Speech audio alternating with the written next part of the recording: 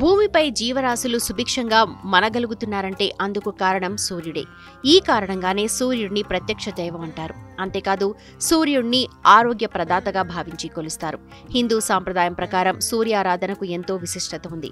ముఖ్యంగా భక్తులు సూర్య జయంతి రోజున భానుణ్ణి విశేషంగా పూజిస్తారు. మాఘమాసం శుక్లపక్షం సప్తమి తిథి నాడు రథ సప్తమిగా పరిగణించి సూర్యదేవుణ్ణి పూజిస్తారు. 7 గుర్రాలపై సంచరిస్తాడు కనుక రథసప్తమి అని కూడా అంటారు. సూర్యుడు 7 గుర్రాల రథంపై దక్షిణాయనం ముగించి పూర్వోత్తర దిశగా ప్రయాణం సాగిస్తుందని భక్తులు విశ్వసిస్తారు. అది రథసప్తమి రోజు నుంచే ప్రారంభమవుతుంది. మాఘ సప్తమి నుంచి రానున్న 6 మాసాలు ఉత్తరాయణ పుణ్యకాలంగా పరిగణిస్తారు. ఫిబ్రవరి 16న రథసప్తమి తిథిని ఆచరించేందుకు భక్తులు సిద్ధమయ్యారు. రథసప్తమి రోజు త్రిమూర్తి స్వరూపుడైన సూర్య భగవానుణ్ణి ఆరాధించటం వల్ల విశేషమైన ఫలితం కలుగుతుందని విశ్వసిస్తారు.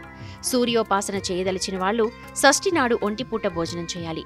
సప్తమి నాడు సూర్యోదయానికి ముందే 7 జిల్లేడు ఆకులు, 7 రాగి ఆకులను తల, హృదయం, భుజాలు, మెడమీద ఉంచుకుని స్నానం చేస్తే మంచిదని పెద్దలు చెప్తారు.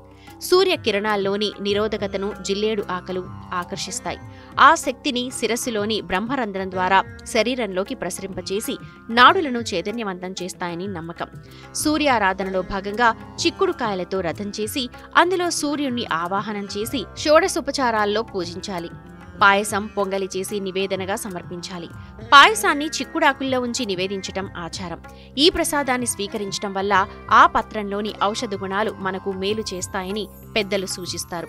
రథ సప్తమి సందర్భంగా సూర్యుడితో పాటు సౌర మండలంలోని అంతర్గతంగా ఉన్న దేవతలకు, పితృదేవతలకు అర్ఘ్య ప్రదానం చేయటం వల్ల వారి అనుగ్రహం కలుగుతుందని నమ్ముతారు.